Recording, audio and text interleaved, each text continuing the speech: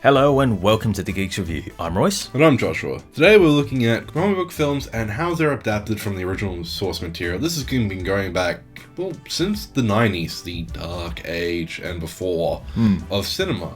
And I've brought two films to the table to sort of discuss both Zack Snyder films, possibly two of his most talked about works, Watchmen and Batman vs. Superman, which we have discussed previously on the show.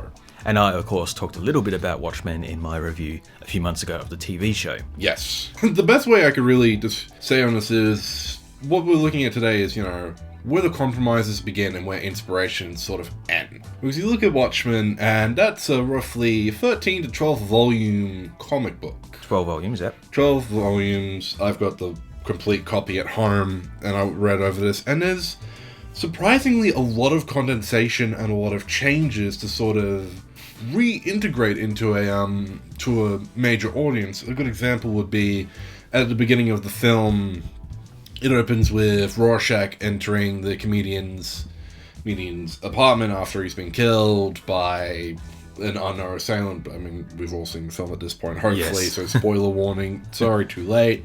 And he goes around and tells all his old comrades, hey, there's this masked killer going out killing old vigilantes, so be on your lookout. And the first change instantly is we don't see the scene where Rorschach goes to tell the Adrian Vidic, the former Ozymandias hero, about the masked killer. Instead, that entire scene is done with the Night Owl character instead. Yes. There's a few other changes, like they've cut out a few scenes, they've condensed other scenes. It's really broad strokes with Watchmen as comparative to Batman vs. Superman, where they try to get much for what they can, for what they're trying to do. And with Watchmen, probably the smallest change they've done is they changed the Silk Spectre's nationality to American. Well, Watchmen, for those who don't know, it was a comic written by Alan Moore back in the 1980s, sort of a subversive what if superheroes existed in our own world. You had the cosmic-powered Dr. Manhattan, who was created through a nuclear accident gone wrong, who's this glowing blue man who can sort of change the fabric of reality at his will, who sees all of time at once. You have the comedian, he's this violent vigilante working for the government as a mercenary, as a gun for hire. You have the Night Owl, who's a Batman-inspired man of gadgets. A lot of them are kind of Batman-esque. Oh yeah, I mean, Rorschach, he's the one with like the ink blot face mask, who's got some very strange opinions about things, but he's also a very brilliant private investigator, detective who isn't afraid to break some fingers if necessary. And yeah, the whole thing is set up against the backdrop of like the Cold War, Nixon is still president. He gets re-elected for a third term. Yeah, he's a president for life, it's really like 2 minutes to midnight. Vietnam is the 51st state of America. Yeah, it's a crazy alternate world we live in, that the characters live in. Yeah. And I think the film does a really interesting thing with how it does condense it. I think for the most part, it is very loyal to the book. It is loyal. Like I said, broad strokes. It's just there are a few minor things that I've managed to figure out, that have changed over. Oh, well, I guess the big thing is really the climax of the film. Climax. The big old squid. There are changes that are made for the better. Yeah. And I think this is really the best way. Compromise meets inspiration. I mean, they've been trying to make a Watchmen film for like 20 years at this point. I mean, even Terry Gilliam. Maybe, 2 different director's cuts of Watchmen at the moment? Yeah, like a director's cut and then an ultimate cut? Something that's like 4 hours long that includes all this cutout. The comic is so densely packed. It is. It's over 200 pages. Yeah, and it focuses not just upon the main characters, but also side characters, and helps to flesh out the world further. Yeah, Thomas Mason. It actually covers a few chapters from the fictional book Under the Hood that is referenced in the movie and in the comic, and you actually can read excerpts. It's got Rorschach's police file to read. Yeah, the Under the Hood is like an autobiography upon this the former Night Owl, the original Night Owl, and him sort of, speculating upon various things that happened back in the 50s and the 60s of the original superheroes or costume crime fighters that were around back then. Even there's a theory on, who Hood of Justice might have been, which was sort of poked at in the show, I believe. Yeah, it really did fantastic, I think, in that show. The thing that I want to look into here is really not a review, but more a debate on where compromises should be made with comics films and where inspirations should really be used as a guideline rather than, hey, this film has been inspired by this. Yeah, because the original film, I mean, Zack Snyder, he directed a few films before this. He directed 300, which was an adaptation of a graphic novel, which is basically beat for beat from the comic, with a few small additions here and there. A few small additions other than the twirly-whirly slow motion. It's not a solid strategy there. This, though, they did definitely use the original comic as like a storyboard in some cases. It was almost used as a story bible. Well, what I want to talk about is, how minor changes can actually help a story for the better. Like, for example, it only comes up twice in the actual comic, but the Silk Spectres, both of them, the original one and the modern Silk Spectre of the comics, are Polish. Particularly with the mother. I can't remember her name. Let's just call her the OG Silk Spectre. Sally, yeah. Sally, there was a panel just after the meeting where you see in the film and in the comic where they have the photo taken of the Minutemen. Yes. And I think it's Hooded Justice or Uncle Sam, one of the two characters there, says, hey, I've been talking with the army and we might be able to go to the theaters. We might be able to actually fight in the European front or in the Pacific theater. And a lot of them are like, well, that's, a terrible idea because we've got, Spectre over here. She's part German. That's a little bit weird to have that happening. And really, do we want to be doing this stuff? I mean, Comedian might because, comedians are crazy. Yeah. And Sally, the original Silk Spectre, pokes up and says, well, is no one going to ask the Pole whether or not they want to go over and get some revenge? Yeah, like I said, there was so much depth to that, and that's one of those things the original where villains was called Captain Axis. Yeah, I mean, sacrifices had to be made, and I think with Watchmen, it's the whole package deal. It is like the excerpts from the Hooded Justice book or Rorschach's Police Files. It is the side character who's reading the comic book by the newspaper stand. Yeah, and as much it is Adrian Veidt, that's how I pronounce it, and like the comedian and Rorschach getting up to stuff, but I think a lot of people do focus more on the Rorschach side of things, upon Night Owl and Silk Spectre and their relationship and their complicated feelings about being costume crime fighters and what it means to do good or morally questionable acts within the present day setting of it. And I think it was wise to focus on that stuff. And it was a lot wiser, and that's where compromises are good in that respect when you've got something like Batman vs. Superman where you've got 4 comics that you're drawing from. You've got The Dark Knight Returns, The Death of Superman, Injustice, and a build-up to Justice League at the same time while setting up 3 other films. I'm holding up 4 fingers. You could have gotten away with that then. I could have, but I... Well, I mean, those original comics there, I mean, Death of Superman, very self-explanatory. A giant, creature called Doomsday fights Superman and kills him. And this was like a monumental event back in the 1990s. People who didn't even buy comics or care about comics bought this comic book.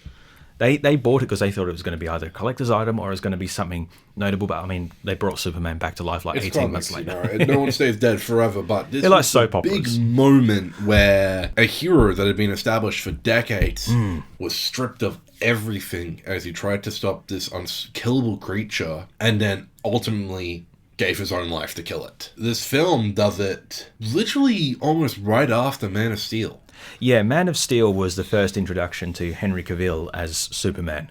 This was the beginning of the DC Extended Universe. It was Warner Brothers trying to catch up to Marvel and Disney by making their own superhero world. And this was their second film, wasn't it? This was second film, they're doing the team up of Wonder Woman and Batman and Superman. And they Granted, it's the Trinity that's going to sell a lot of money, but they do go kill off Superman at the end of that film. And this is weird because Superman...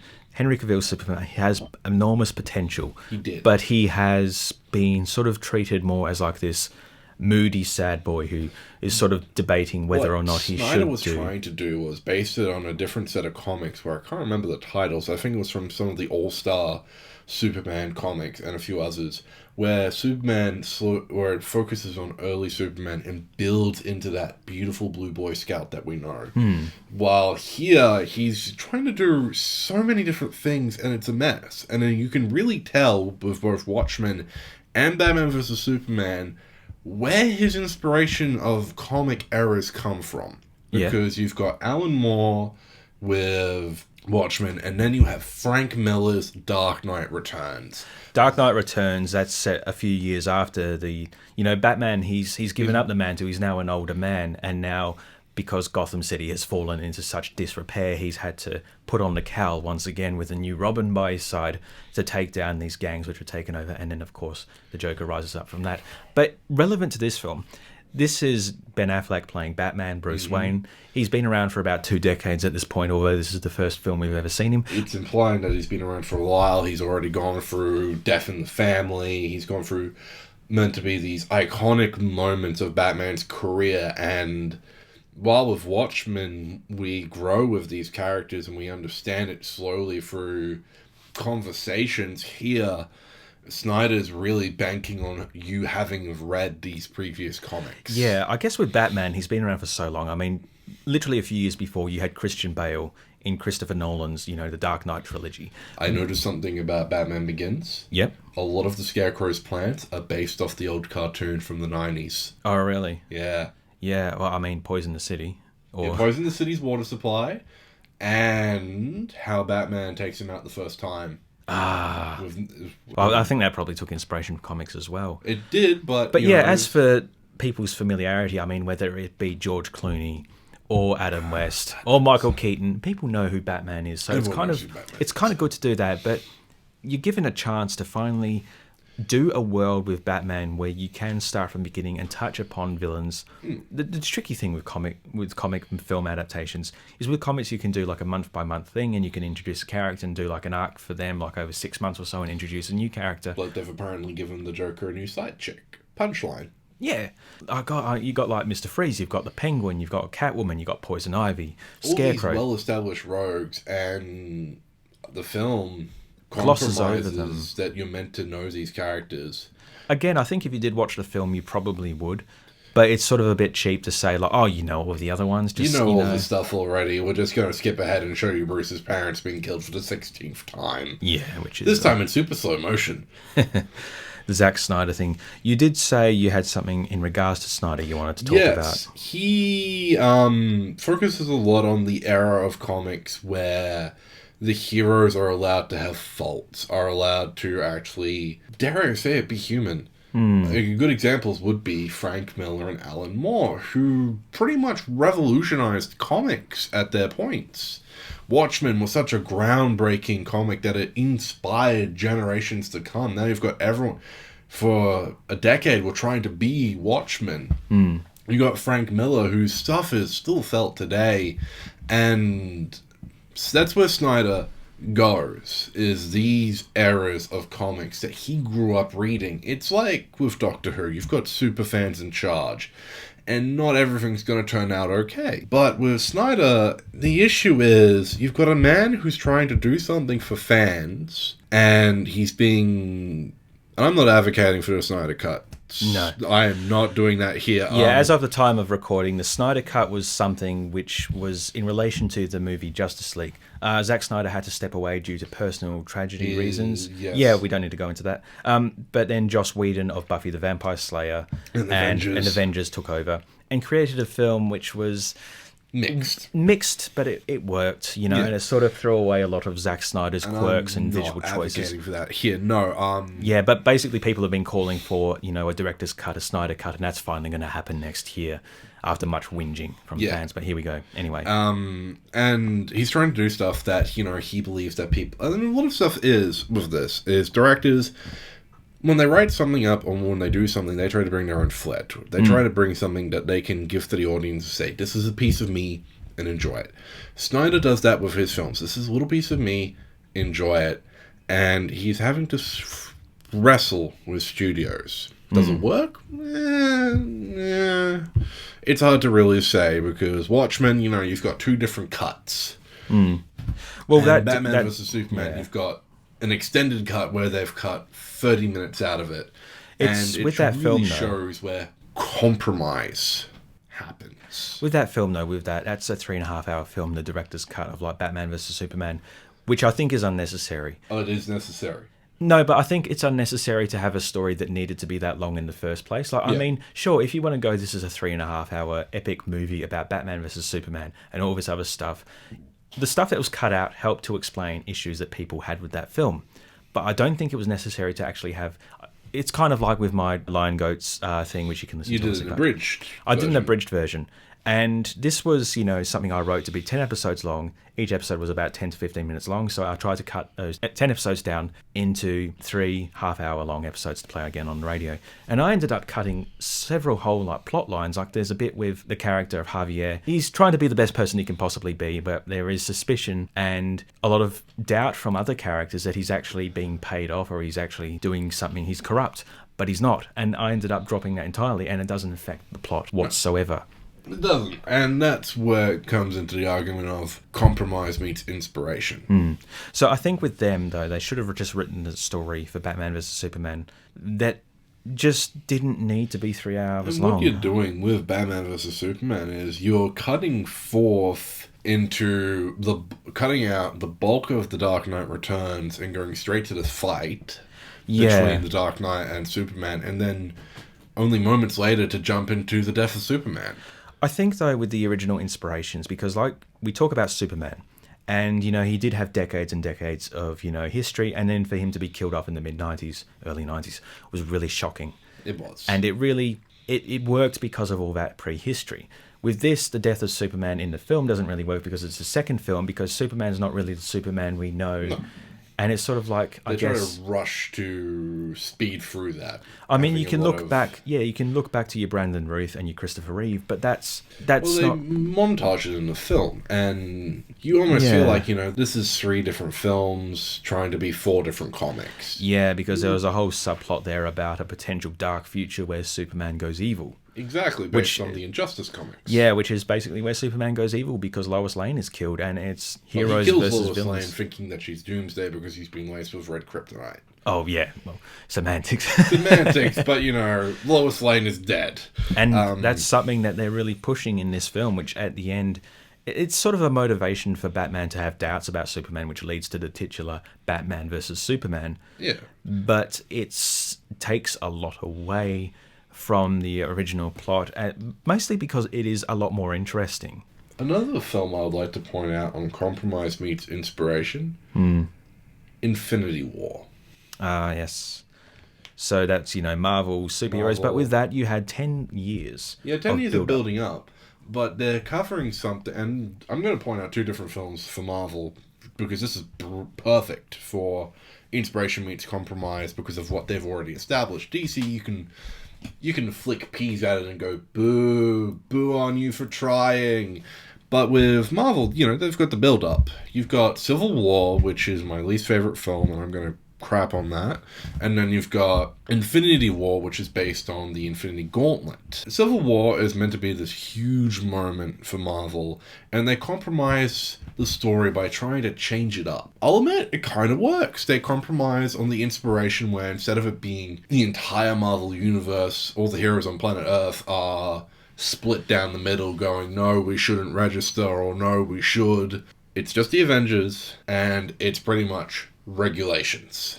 Yeah, basically regulations put in place to say that they can't go act and do heroic deeds unless approved by a council, which leads to issues there because the council might say no, but the right thing might be yes, and people get killed in the process. Exactly. But it's basically them trying to cover themselves just in case something goes wrong. That's a wonderful example of inspiration meets compromise, and where does it start, where does it end? Infinity War, on the other hand... It borrows from the Infinity Gauntlet saga, which again, like Watchmen, is a large spanning volume of books, and they're missing a lot of key elements from it, but they compromise by cutting out and focusing on the main bad guy and making him more appealing to cinema goers. Well, like I said, you've gone and got 20 plus films, 10 years of build up. You know who Iron Man is if you sit down, or at very least if you sit down and you haven't seen the film, the character is at least well defined enough that you can understand who he is. But for those who have seen all these films, you don't know who Thanos is. I didn't really know or understand or care about who Thanos was. And the film makes you understand, maybe not exactly agree, but understand where he's coming from and makes his motivations for why he wants to be an evil bastard make sense. Motivations. Yeah. Well, this is where compromise comes in. Where if they had followed the original inspiration, we would have been watching a horny purple man kill half the universe to try and bone the Grim Reaper. Yeah, he's got the hots for the physical embodiment of death, which Lady is... Death, yes. That's comics for you. That's comics. They're crazy. And that's where I think a lot of people should be aware of where inspiration and compromise come into a lot of this stuff. Because if we did follow the comics, you know, Batman and Robin could possibly be sleeping with each other. We don't know. Superman would be this glorious beacon of good, and he would be so bland. It's impossible to watch. You'll be watching Iron Man. You'll just be watching this billionaire drunk with wonderful technological skills just save the world while dealing with, you know, his crippling anxiety of the fact that he's got to have another martini. I think there's, like I said, there's a lot of context that comes from the inspirations to, especially the Zack Snyder films, and a lot of the context just isn't present. It's just like, I'm trying to think of an example, but if you went and had anything from the new Star Wars films without the context of what came before, exactly, Kylo Ren doesn't really make sense if you don't have the context of Darth Vader and Han Solo and Princess Leia. But there's still people out there that'll do that. Oh, yeah, I think as well, the inspirations, Alan Moore is a guy who is known for meticulous detail in his stories. Apparently the scripts would give names to side characters who don't even have dialogue, like in The Killing Joke, which was a classic he did about Batman and the Joker. And there is so much detail packed into those pages because of the attention to detail that Alan Moore has. And like I said, he was very inspirational for a lot of comic artists and writers that followed, who just took it more at the face value elements. And I think that's what Zack Snyder did. He sort of took the more face value of like the armored Batman, which is from The Dark Knight Returns by Frank Miller, who's a guy who's less about the depth, but he does have a depth to him. He tries to bring his own depth to it. Yeah, and he's more about the style than the substance, but he does have the substance. And Zack Snyder sort of took the style without the substance. I mean, there is the context within the film for why Batman is in armor, but it's just purely to flash that image up on screen and pay service to the fans. I do want to talk about one final inspiration meets compromise. Yep. You were talking about The Killing Joke. That's an excellent example. Oh, A couple of years ago, they did a Killing Joke animated. Yes. That book alone, you've got 30 minutes of material. Yeah, which would have worked. And then they stretched it out by tacking on this horrible first 30 minutes, and then stretching out one panel. This is an animation studio, WB, doing this. And yeah, you got Star Power, which was something we referenced in our Pixar episode, yeah. Yeah, Pixar episode where we talk about, you know, does Star Power sell a film or should sell a film? You know, you've got Kevin Conroy and Mark Hamill coming back. Yes, the classic Joker, the classic Batman. Classic Batman from years ago. For context, this is a comic that came out in the late 80s, and this had like decades and decades of history between the Batman and the Joker. And it begins with Batman sitting down with who he thinks is the Joker, turns out to be an imposter, basically saying, we've been doing this for too long. We need to really sit down and come to terms with what's going to happen. Either I'm going to have to kill you or you're going to kill me. Turns out the Joker has broken free, and he keeps reminiscing upon his past where he was an average person with a pregnant wife, and he was, you know, strapped for cash, so he was forced into doing something for the mafia. Only his wife was killed in a freak accident, and he was still strong-armed into doing this thing. He witnessed the death of many other people, fell into a vat of poisonous chemicals, and emerged with bleached skin and green hair, and became the Joker. And all this stuff is what snapped him and sent him over the edge. And he's setting out in the present day of the comic to drive Commissioner Gordon mad by shooting his daughter Barbara, Batgirl, one of my favourite comic characters. Turning into a quadriplegic. Paraplegic. And he does a lot of other horrible stuff to her as well. Trying to prove his thesis on one bad day can make a man insane. And whether or not he fails or succeeds, we won't say because, you know, watch it, read it yourself. Read it. Don't watch it because the original film tries to... It does tack on like not original. The film adaptation. The film adaptation adds an additional 30 minutes to the beginning by establishing who Batgirl is, which is wise because I mean Batgirl hasn't really been in the public conscious, but the way they did it was so bad. Yeah. The writing is noticeably bad in comparison to Alan Moore's, and it just doesn't gel. I mean, there's always been, I guess, a bit of a flirtation between Batgirl and Batman. It's always been there. It's more sort of been like a schoolgirl crush than anything. But then I they mean, consummate the relationship, and it is horrible. And it sort of makes me... It's something I'd wondered about myself. And it's sort of... When I saw it, I went like, yeah, no, that's not something I want to see. But it's this thing that they do. Because at this time, like I said in the comics, Batgirl had been around for decades. She was a well-loved, well-liked character. And this was also meant to just be a throwaway story that didn't have an impact upon the greater world of comics. But it turned out to be so... tie up to why you should feel for this redhead woman who just got shot. Yeah, I mean, that's what they did in the film. But, I mean, the comic wasn't meant to have lasting impact upon the comics, but it ended up doing so. I mean, Barbara Gordon was paralyzed. She was a paraplegic. She ended up becoming... her character going forward. Yeah, for the better, largely. It's just a shame that she had to go through all that for it to happen. I did a whole bloody essay on it last year. But the film adaptation fudged itself in the first bit, and then when it came time to actually adapting... It didn't matter that you had Mark Hamill and Kevin Conroy because it just wasted them. The animation was cheap. It's blasé. There's an iconic scene where Batman is chasing Joker through the Hall of Mirrors, but they didn't animate it because it'd be too difficult to animate like 5 different Jokers on screen and like mirror effects and all that. So it becomes like a set which is the Joker's old apartment when he was a normal man, but all the furniture is glued to the ceiling. And it's like... It's following the cookie cutter animation that DC has been putting out lately. It's very cheap and then they said it's hard to replicate the art style that was done for the comic. Or not even that. I partly agree with that. Yeah. But then you've got something like Red Sun that came out recently, which was what if Superman grew up in the Soviet Union? Yes. And he wears a Ushanka. that was Batman that wore the Ushanka. Oh, that's right, yeah. I want to get one of those because they're warm. The animation style would have been easier to do based on the actual comic because it actually would leave a more lasting impression because the film itself is kind of bleh. Yeah. And they just keep it with the same cookie cutter animation style that's really been propelling them forward. I think there is a somewhat of a misunderstanding. We'll have to wrap this up now. Yeah. It's a lot to talk about. And why do you think it is, as a closing question, why do you think it is comics of all mediums are changed so significantly from page to screen? It's mainly for the audience that don't read the comics. And while I think that's a lovely change to do, compromise is the essence of diplomacy and diplomacy is the cornerstone of love, sometimes inspiration should be the storyboard rather than compromise. I definitely think that, of course, you need to do things for a more general audience, but I think there are better ways to go about it, and thankfully we have more positive examples of that nowadays.